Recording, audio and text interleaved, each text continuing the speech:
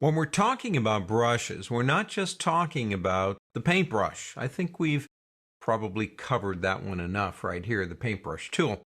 What we want to talk about next is the color replacement tool.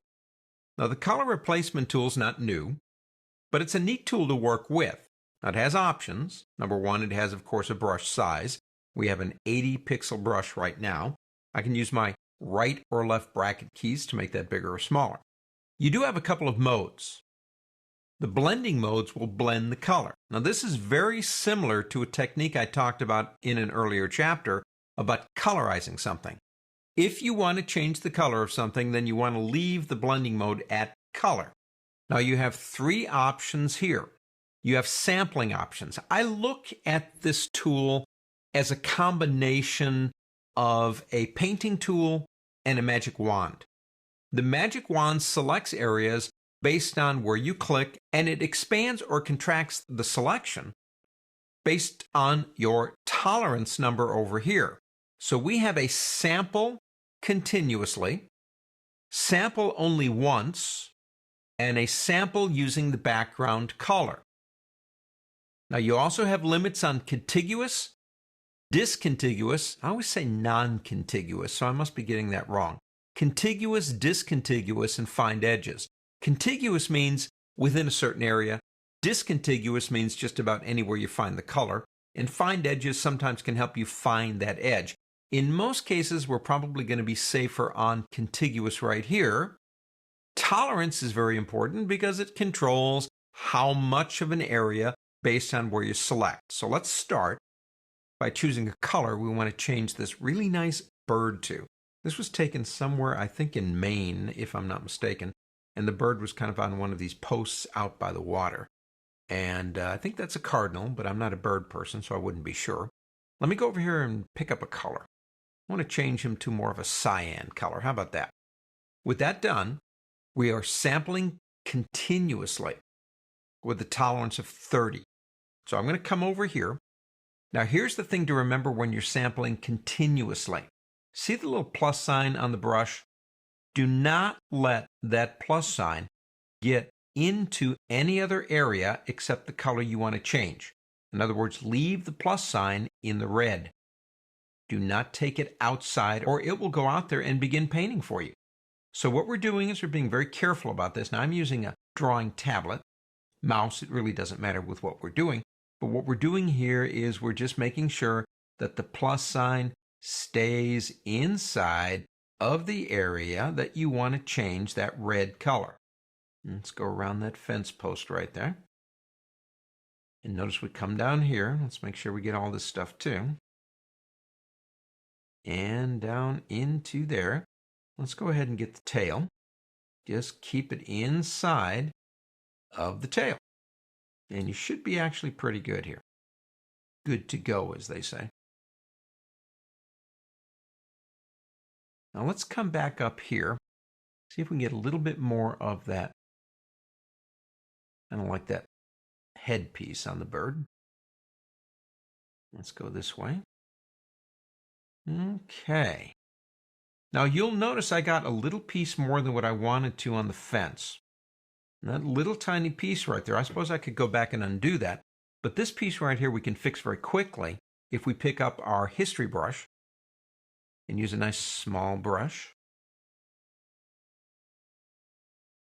Remember, we're painting back what used to be there. So, if you want to change the bird from a red to a cyan, I suppose this would be one way to do it. What's left up here? Let's go back to the magic of our history and go back to the original. Now, in this case, let's try something different. We'll select the brush again. We'll change this time to a single selection. This allows us one click. As long as we're holding the mouse down, the sample remains the same. It's not continuous. So let's get about here and click. Now begin moving around. Now it does stop, doesn't it? But notice the areas it's not getting. Well, our sample was based on that first click. I can go as fast as I want to. I don't have to worry about going over with the plus sign. It's only going to get that area. But as much as I drag over these areas, it's not going to do anything because the sample was set by where I clicked. If I let go of the mouse, come over here and click again here, it gives me another chance for a second sample. And if I come down here, you get the idea. So this might be another way that you can get the job done, but you're going to have to stop and select and click over and over again. But it does work. It does work. It is getting it done. You just have to kind of keep an eye on what you're doing. Let's stop and go ahead and go back up to history and turn it back into the original. The third way is by the background color. Now this is similar to a single click, but this will get us into tolerance too. Pick up your eyedropper. Come into the image somewhere where you think the main color is you want to change. Hold the Alt key down and click. Now watch what happens actually to my background color here when I do that. If I do it just like that and hold the Alt key down, that becomes the background color. This option, when we go back to the tool, is use that as my sample.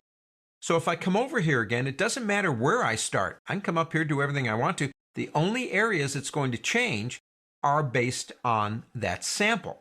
So I can be pretty cavalier about changing this thing. It doesn't matter. But I'm still running into the problem of the range of where it selects. And that's not working. Now I can keep pressing and moving and pressing and moving. It's not going to do anything because it's set by the color down here. So we might try something here. We might go back to that tool, make sure you've got it, and change the tolerance.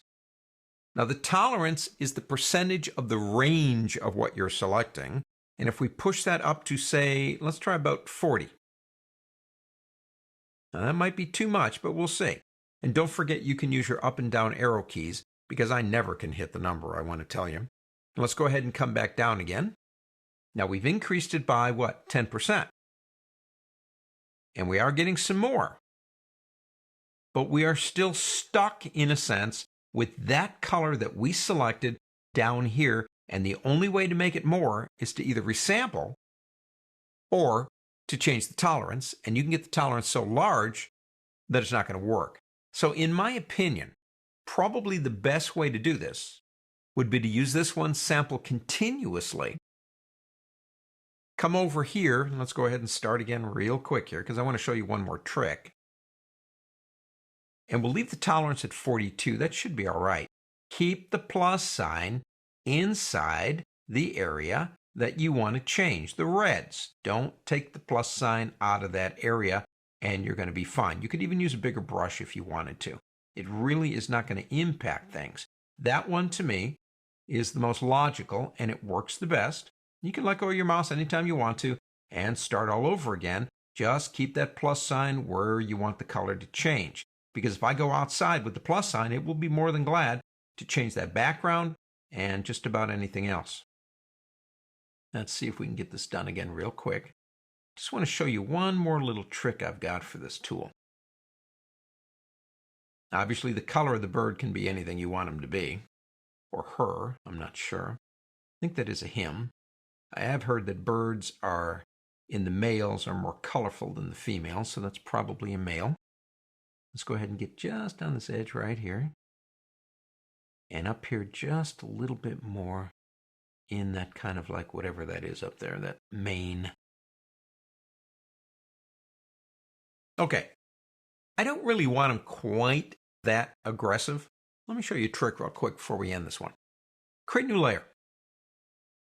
Come over here and pick up your history brush. I love the history brush. And come over here with the history brush. And what I'm going to do is make that brush bigger. And what I'm doing literally is painting the bird back in. Remember, one of the things about the history brush, we talked about this already in another lesson, is that it will paint back the original image. That's one of the things it does. So I do have actually the image of the bird in a separate layer. Now, select that layer and go to opacity and lower the opacity. I mean, what do you want the bird's color to be? It could be a combination of the red of the original bird and the cyan that we chose to fix him with using the color replacement tool to make it happen. An additional layer the history brush, and opacity. Pretty cool. On to the next.